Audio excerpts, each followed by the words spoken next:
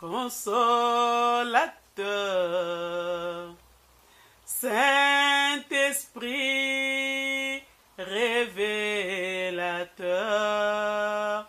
comme une nouvelle vague qui nous conduit vers les ciels, soufflez, Esprit, dans nos vies, dans nos maisons, soufflez, Sainteté. Dans la vie de nos enfants, soufflez, Esprit. Dans l'église actuelle, soufflez, Esprit. Esprit de vie, la crainte de Dieu, soufflez, Esprit. Nous te supplions, viens nous délivrer, soufflez, Esprit de Dieu. Comme une nouvelle vague qui nous conduit vers les ciels, soufflez, Esprit de Dieu. Saint-Esprit de Dieu, telle est notre prière, comme une nouvelle élan, comme une nouvelle vague qui conduit au ciel. Cher Saint-Esprit, conduis-nous, dirige-nous, délivre-nous du monde et de l'esprit du monde. Donne-nous la compréhension digne de l'enlèvement et de l'éternité dans la félicité avec le Seigneur Jésus. Nous te bénissons pour ce moment que tu me disposes pour ouvrir ma bouche, pour parler de la part du Seigneur. Que ça ne soit pas ma bouche, ô Dieu Saint-Esprit, parle au travers moi, sois au contrôle de tout, dirige tout, atteins le but par lequel cette parole est sortie dans ma bouche, pour aller ramener les femmes à la délivrance de toutes les accessoires de Jézabel et de toutes conduites de Jézabel. Au nom tout-puissant de Jésus-Christ, que nous renversons tous les plans de l'ennemi et nous proclamons en ce moment, c'est Jésus-Christ Seigneur, à la gloire de Dieu le Père, assis à la droite de Dieu, qu'il tire toute la gloire qui lui convient, le Sauveur de nos âmes, notre Seigneur, notre Sauveur, le bon berger qui nous conduit dans les bons pâturages. Merci Seigneur Jésus. Amen, amen, amen, bien-aimés. Nous voici encore dans ce thème qui est de lire la femme moderne et ses propagandes. Femme moderne et ses propagandes. Avant d'entamer ce thème, nous commençons d'abord par l'introduction, à rappeler que nous sommes dans un sujet que le Seigneur lui-même nous a donné à aborder entre nous les femmes pour connaître la volonté de Dieu. La volonté de Dieu est dans sa parole, dans la Bible, mais c'est lui-même qui permet à ce que j'aborde ce sujet, femmes modernes. Et ce sujet, femmes modernes, nous allons les traverser au travers les Écritures, pour sonder les Écritures, pour connaître quelle est la volonté de Dieu pour nous les femmes modernes, pour nous les femmes actuelles, pour nous les femmes qui se préparent à l'enlèvement, pour nous les femmes qui attendent l'époux, pour nous les femmes actuelles dans les églises. Soyez bénis. Ma sœur, toi qui se disposes pour me suivre, tu es la bénie de l'Éternel. Amen, amen. Par l'introduction, nous avons parlé, femme moderne, c'est la femme qui s'est transformée à l'image de l'évolution, de la révolution française. Donc la femme moderne est la fille de la révolte et de la rébellion de la Révolution française, qui continue ce fruit jusqu'à présent. Cela ne veut pas dire que la femme moderne a commencé à la Révolution française. Pour nous, nous pouvons dire que c'est vraiment cette mouvance-là qui nous entraîne aujourd'hui. Nous allons voir aussi à l'Ancien Testament les femmes modernes qui ont influencé aussi leur époque. Quand nous sommes en train de parler des femmes modernes, il n'y en avait pas seulement depuis la Révolution française. La femme moderne a commencé depuis le jardin d'Éden. Quand Ève avait désobéi à la volonté de Dieu, il a préféré suivre les conseils des diables et de Satan au jardin d'Éden. C'est en ce moment-là qu'elle est devenue une femme moderne, une femme émancipée, qui refuse de suivre la volonté de Dieu, qui refuse la parole de Dieu, qui contredise la parole de Dieu. Dieu est amour, il nous a récupérés tout de suite. Car il a dit, il a mis une inimitié entre la postérité de la femme et Satan, et le serpent, l'ancien, les diables. Et cela nous a toujours amenés dans la victoire, dans l'espérance. Et cette femme moderne-là, à partir de Ève, nous voyons autant aussi de Noé, toutes les femmes-là qui se sont révoltées, autant de Noé qui n'ont pas voulu entrer dans l'arche de Noé. Donc toutes les femmes-là qui se sont révoltées, qui ne sont pas entrées dans l'arche de Noé, c'est aussi des femmes modernes qui se sont révoltées et qui se sont opposées à la volonté de Dieu, à la parole de Dieu. Elles sont périr avec les hommes. Nous voyons autant de Lot. Les femmes modernes étaient là aussi. Nous voyons autant de Samson. Des femmes modernes étaient là aussi comme Dalida et d'autres. Nous voyons autant d'Élie. Les femmes modernes étaient là comme Jézabel, dont nous connaissons l'histoire, qui a influencé toute sa génération et donc qui reste aujourd'hui dans l'histoire d'une femme rebelle de sa nature, une femme rebelle de ses actes, une femme rebelle de son origine, parce que c'est une femme qui venait de la doctrine de Baal et d'Astraté. Nous voyons des femmes modernes dans la Bible comme la rivale de Anne, qui l'a mortifiée, Pénina. Nous voyons les femmes modernes dans la Bible comme la femme de Potiphar, qui voulait coucher avec Joseph. Nous voyons des femmes modernes, il y en a tant de femmes modernes. Alléluia. Et la fois passée, nous avons vu la femme moderne et l'esprit d'égarement. Comme je disais, nous avons commencé par l'introduction. Nous sommes allés au deuxième point, femmes modernes au siècle présent. Donc là, nous trouvons des femmes modernes dans toutes les églises. Nous étions là, femmes modernes. Troisième point, nous avons abordé les femmes modernes et ces mouvements d'égarement. Nous avons vu comment les mouvements d'égarement nous entraînent parfois loin de la volonté de Dieu. On se retrouve dans des mouvements sans se poser des questions. Parce qu'il peut arriver l'enlèvement, nous ne connaissons ni le jour. Même la mort, nous ne connaissons ni le jour. Il peut arriver soit la mort, soit l'enlèvement. Les deux, nous ne connaissons ni le jour ni l'heure. Ça peut nous surprendre dans des mouvements comme ça. Et quel sera notre sort? Parce que nous ne nous trouvons pas à un bon endroit, à un bon moment, et pas même dans la volonté de Dieu. Dans un mouvement d'égarement. Que le Seigneur nous aide, pendant que nous sommes en train d'aborder ces thèmes ensemble, à nous conformer à sa parole et à sa volonté. Arrêtons toujours de discuter.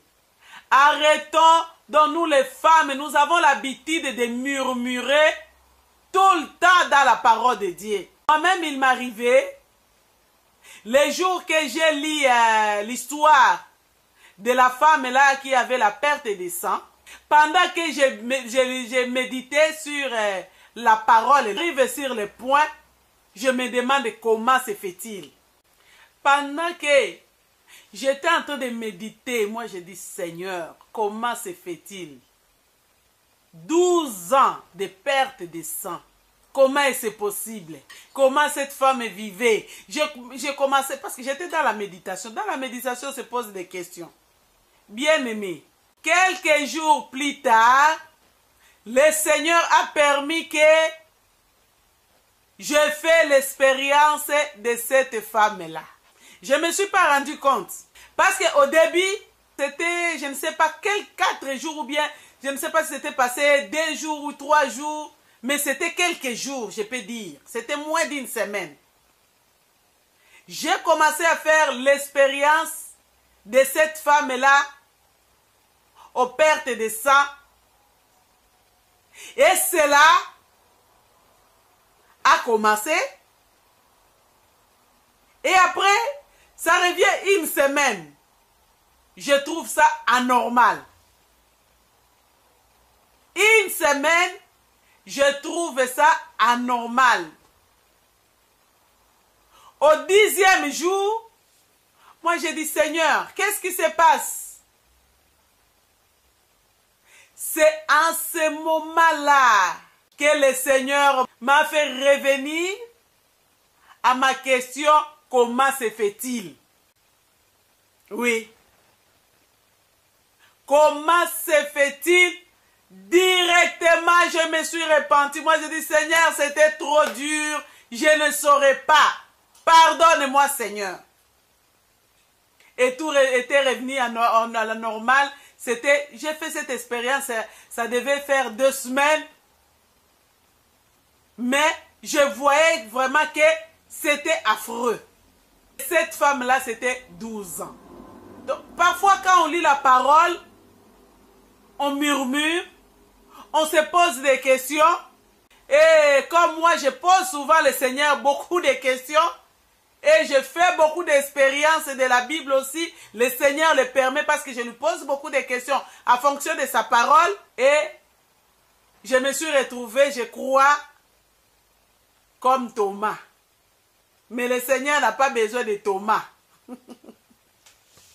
Le Seigneur a besoin de ceux qui reçoivent la parole et croient sans avoir vu. Et qui restent dans l'espérance de l'accomplissement de ce que le Seigneur a dit ou de ainsi dit l'Éternel. Ça, le Seigneur aime bien. Mais le Seigneur aimait aussi Thomas. Il a dit à Thomas, viens toucher mes mains. Viens toucher. Thomas dit, non Seigneur, je ne peux pas. Je crois maintenant, j'ai vu. Heureux ceux qui croient sans avoir vu. Mais on croit à la parole. Et en quelle parole? À la Bible. Et la Bible, quand je le dis, l'expérience que le Seigneur, que j'ai fait avec le Seigneur. Bien-aimé, le Seigneur m'a dit, j'ai eu cette grâce. Même si les gens ne me croient pas, mais moi-même je me crois que j'ai vu le Seigneur, comme les disciples d'Emmaüs, le Seigneur m'a visité en chair dans ma maison.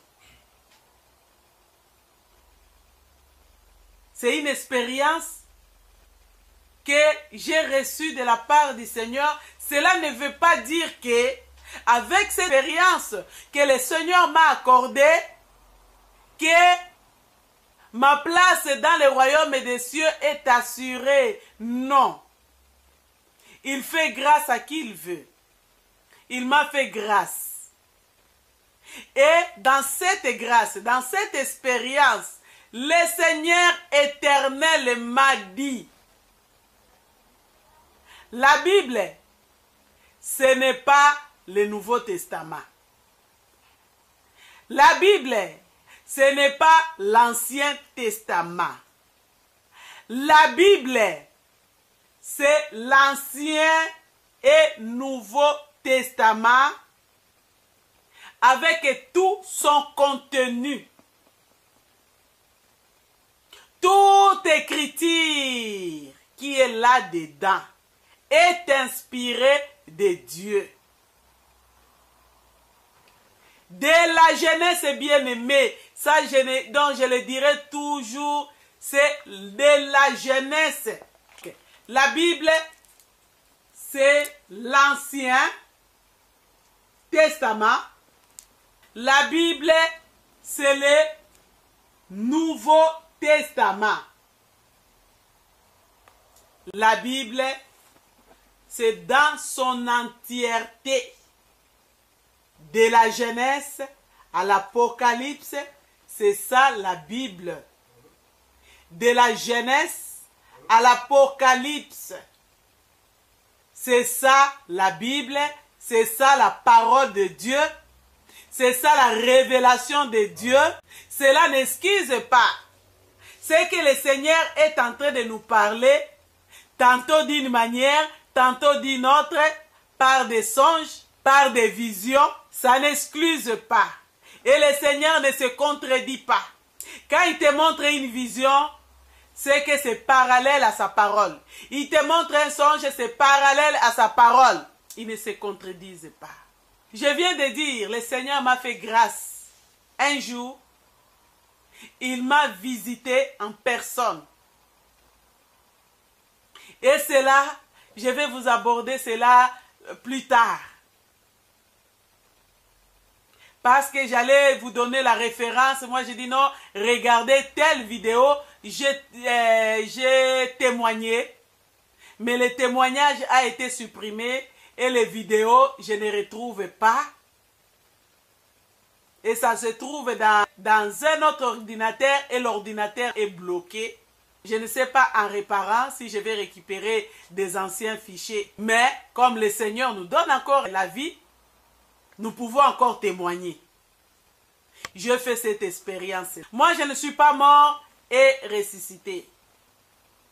Je n'étais pas dans la vision et le Seigneur est en train de me montrer des choses. Quoique le Seigneur me montre beaucoup de choses. Dire que j'ai eu cette grâce d'avoir des visions, d'avoir des révélations, des paroles de connaissance. Le Seigneur m'a fait beaucoup de choses. En celui qui reçoive beaucoup, le Seigneur lui demandera aussi beaucoup. C'est pourquoi je dois faire attention. Même quand je me mets devant vous, en train d'enseigner, je vous demande d'être comme des disciples de Béret. Bien-aimé, je peux être là. Je suis en train de parler. Parce que j'ai fait une expérience avec le Seigneur. Le Seigneur m'a dit. Mais je dois me référer dans sa parole. Par rapport à sa parole, qu'est-ce que la parole du Seigneur dit? C'est pourquoi, mes sœurs, je vous demande d'être comme des disciples de Béret. Les disciples de Béret, à chaque fois, quand on lisait la parole de Dieu, ils devaient examiner les Écritures, sonder les Écritures, pour voir que ce qu'on est à dire là est conforme à la parole de Dieu ou à la volonté de Dieu. Ils étaient tout le temps en train d'examiner les Écritures. Nous pouvons lire ça dans Actes 17, 10 à 11. Soyons comme les disciples de Béret. Les disciples de Béret recevaient les Écritures. Mais ils vérifiaient si ce qu'on est en train de les enseigner, c'est conforme à la parole de Dieu. Ils étaient différents des disciples de Thessalonique. Parce que les disciples de Thessalonique, ils étaient des disciples qui murmurent. Mais les disciples de Béret, ils vérifiaient les Écritures. Nous allons lire Actes des Apôtres, Actes 17, versets 10 à 11. Comme ça, ça nous amène à devenir comme les disciples de Béret. Je lis la parole au nom de Jésus-Christ. Verset 10 nous dit ceci. Aussitôt, les frères envoyèrent Paul et Silas de nuit à Bérée, lesquels étant arrivés, entrèrent dans la synagogue des Juifs. Or, ceux-ci étaient plus nobles que ceux de Thessalonique, et ils reçurent la parole avec toute bonne volonté. Examine chaque jour les Écritures pour voir si les choses étaient ainsi. Parce qu'on va parler de la propagande des femmes modernes. La propagande des femmes modernes fait en sorte que quand nous recevons des révélations divines, quand nous recevons des visions, quand nous recevons les messages du Seigneur, nous commençons à murmurer comme les disciples de Thessalonique. Nous ne sondons pas les Écritures pour voir que cette sœur-là dit, je suis morte et je suis revenue à la vie. Le Seigneur a dit ceci. Si elle a dit, le Seigneur a dit ceci, lis Deutéronome 28, 28. Ouvre ta Bible et regarde ici ce qu'elle est en train de dire là. Dans Deutéronome 28, 28 est ainsi. Le Seigneur m'a dit ceci. Dis et tu lis la parole si c'est ainsi ou pas. Arrêtons de murmurer. Parce qu'en murmurant, nous sommes comme Ananias et Saphira. Nous risquons d'aller pécher contre le Saint-Esprit. Le Saint-Esprit dit ceci par la bouche de la sœur ou du frère ou de tel. Et nous nous opposons, nous disons non, ça c'est l'esprit de Belzéboul qui est en train de proclamer ces choses sans sonder les Écritures, sans voir dans les Écritures comme Acte 17, 11 vient nous dire si c'est ainsi ou pas. Je vais aider à une sœur, quand on te parle de maquillage, même si tu aimes trop le maquillage, lis d'abord la référence des versets qu'on te donne et demande au Saint-Esprit de t'aider. Ne t'oppose pas, tu risques d'être parmi ceux qui sont en train de s'opposer contre le Saint-Esprit. Ma sœur, si on est en train de parler sur les pantalons, l'habillement d'homme, sur la femme est mauvais, rentre dans la Bible. Est-ce que nous irons enlever ces versets-là qui dit que la femme ne portera pas d'habillement d'homme? Et en plus, les pantalons, c'est indécent. Mais la Bible nous dit que nous devons nous habiller d'une façon décente. Quand on est en train de te parler, ça te dessine le corps, ça te montre le corps. Bien-aimé, je ne suis pas meilleure que toi, ma soeur. J'étais là-dedans. Si tu veux que je te montre les photos, il y a d'autres photos que j'ai déjà jetées, je ne retrouve même pas. Mais j'étais là-dedans. Ce n'était pas aussi facile pour moi d'abandonner du coup. Mais ce que je trouve grâce aujourd'hui, j'ai béni le Seigneur parce que tout cela ne m'a pas surpris par la mort. Tout cela ne m'a pas surpris par l'enlèvement. Tu n'auras pas la même grâce que moi. Aujourd'hui, si tu attends sa voix, n'endurcissez pas ton cœur, n'endurcis pas ton cœur, ma soeur, n'endurcis pas ton cœur. Dépouillons-nous tout simplement. Dépouillons-nous, dépouillons-nous. Parce que la propagande des femmes modernes, c'est pour nous retenir toujours dans l'opposition de la parole de Dieu, dans la rébellion de la parole de Dieu, dans la révolte de la parole de Dieu. C'est ça la propagande des femmes modernes. J'entre dans les sujets. Maintenant là, je retourne dans le message d'aujourd'hui. Le message du jour. Femme moderne et ses propagandes. Mais ce que je voulais qu'on retienne, soyons comme des disciples de Béret, vérifions si ma sœur Evelyne est en train de nous dire là, c'est vrai ou c'est faux. Est-ce que la parole de Dieu dit ainsi ou non? Soyons les disciples de Béret. Et nous entrons dans notre message du jour. Alléluia. Notre thème est tellement intéressant. Femme moderne et leur propagande. Bien-aimés, donc je voulais vraiment que le Saint-Esprit utilise chaque mot qui va sortir de ma bouche pour aider à une femme à faire la propagande pour le Seigneur. Alléluia. Ce n'est pas mauvais de faire la propagande, mais tu dois le faire de quel côté? Parce que nous allons lire la parole de Dieu. En lisant la parole de Dieu, nous allons voir dans la parole que le Seigneur Jésus nous a recommandé à faire la propagande. Mais cela n'est pas avec des termes de propagande, mais avec les termes de sa propre parole. Allez, faites de toutes les nations mes disciples. Qu'est-ce que c'est la propagande? La propagande est l'ensemble d'actions et de stratégies destinées à influencer.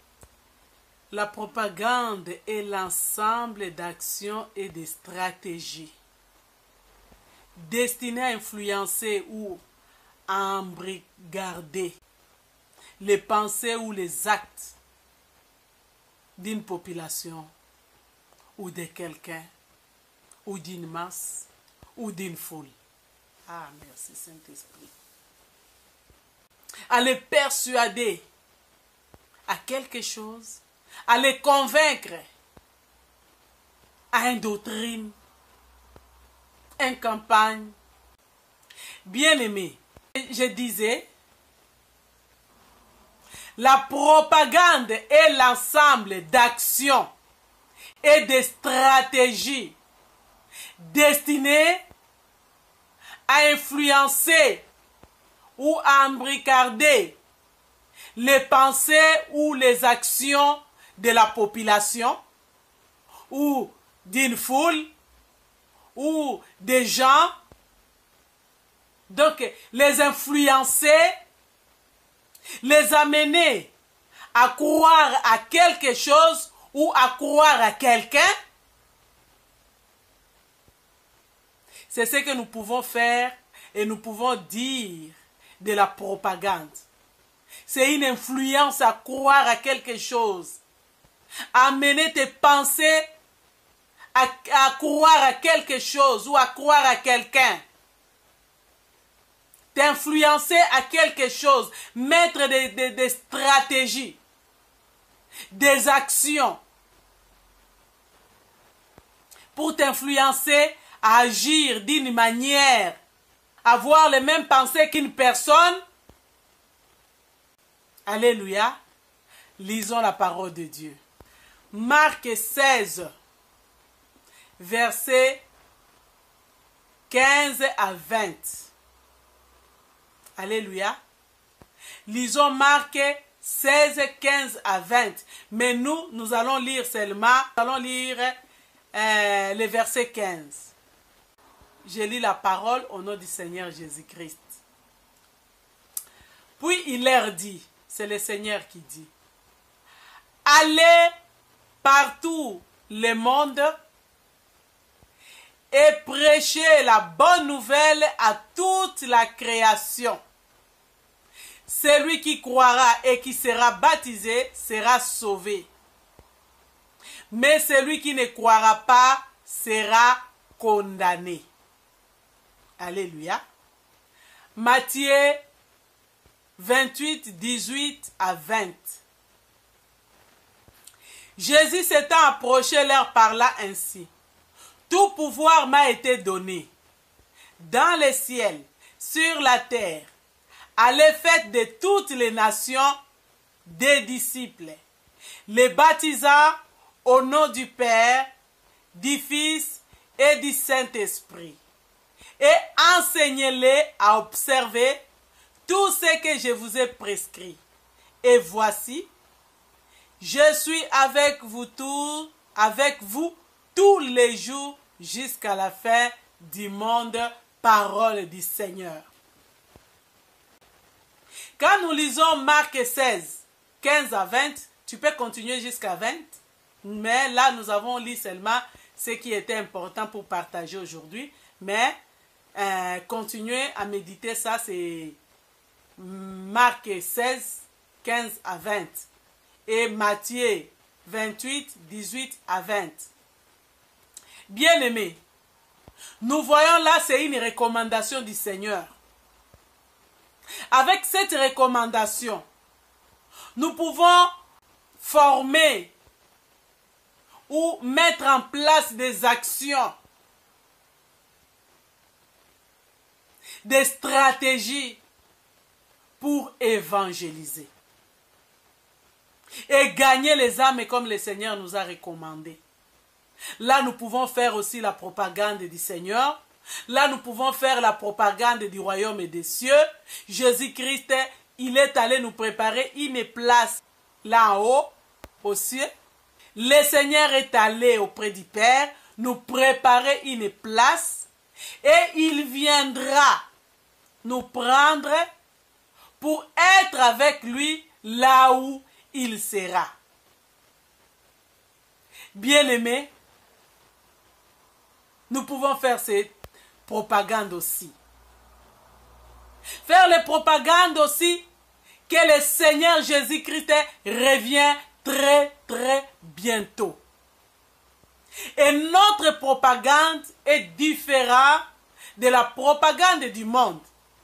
Notre propagande, ça s'appelle évangélisation. Allez dire à tout le monde qui est Jésus. Allez présenter Jésus à tout le monde. Dire à tout le monde que Jésus-Christ est l'amour de Dieu. Car Dieu a tant aimé le monde, il a donné le Fils. Le Fils a donné aussi sa vie. Pour que quiconque croit en lui ne périsse pas, qu'il ait la vie éternelle. Et cette vie, on doit la vivre pendant que nous sommes encore sur la terre. Donc vivons le royaume des cieux sur la terre. Comme le diable connaît tout ça, c'est pourquoi il utilise aujourd'hui les femmes modernes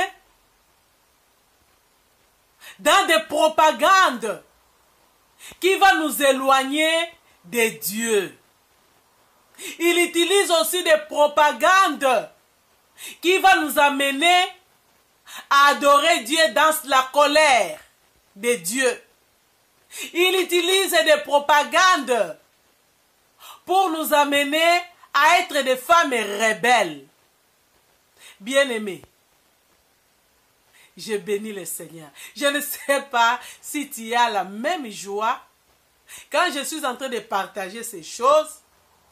Et je dis au Seigneur que je ne veux pas être un panneau indicateur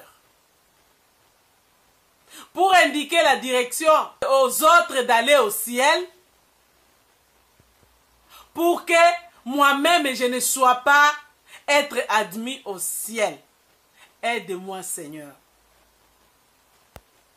Que ce que je suis en train de dire ici soit vraiment et réellement ma vie, afin que, en enseignant, je m'enseigne moi-même.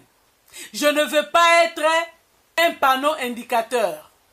Là, pendant que je suis en train de dire que je ne veux pas être un panneau indicateur, n'oubliez pas que les femmes modernes et leur propagande sont des panneaux indicateurs. Indicateurs.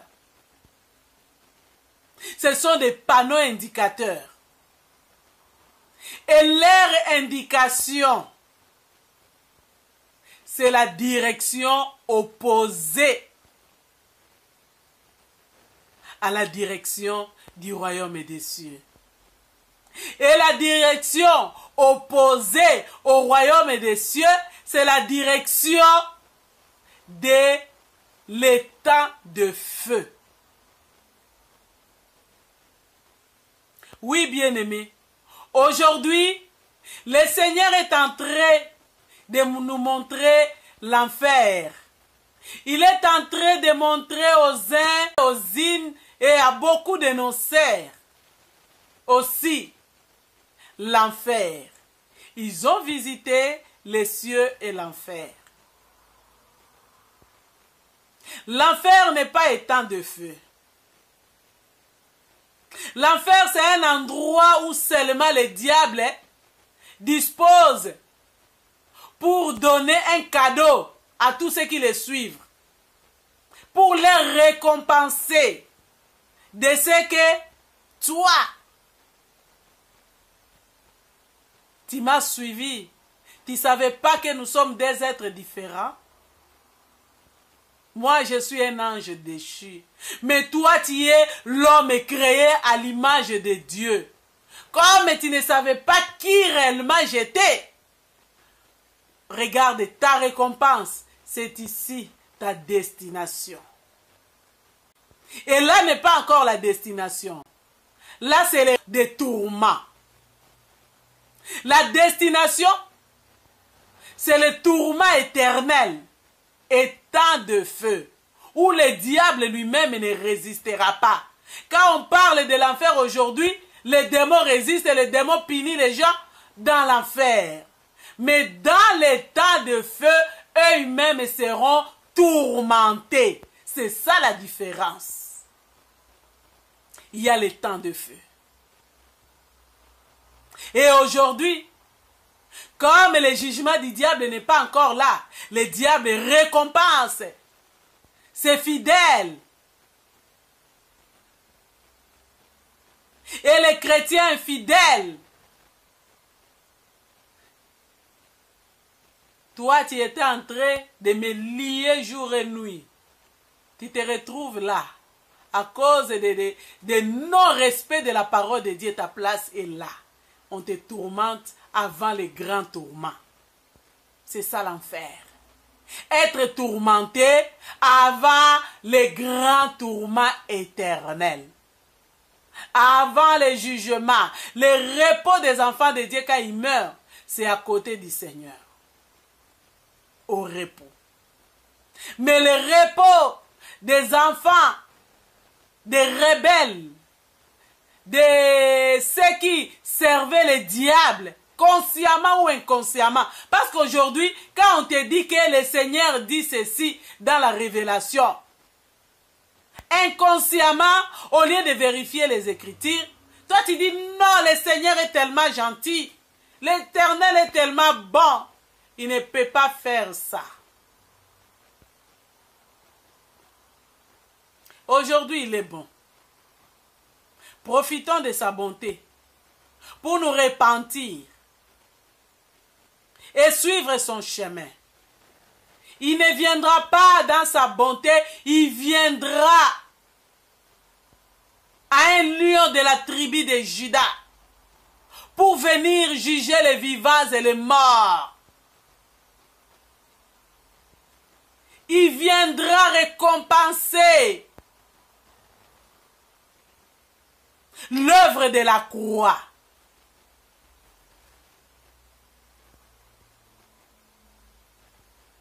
Bien-aimés, lisons la Bible par le Saint-Esprit. Disons, Saint-Esprit, aide-nous à lire la Bible.